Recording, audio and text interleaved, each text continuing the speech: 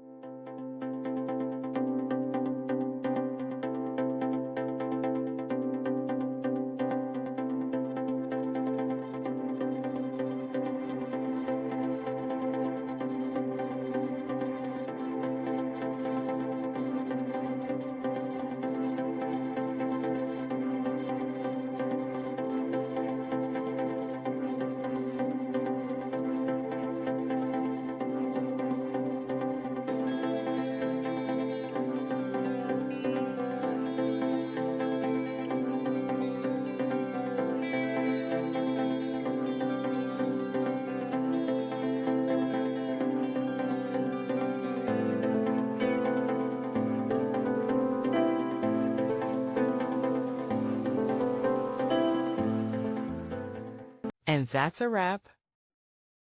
I hope you found the answer you were looking for. If you did, take a second to hit that subscribe button. It really helps out.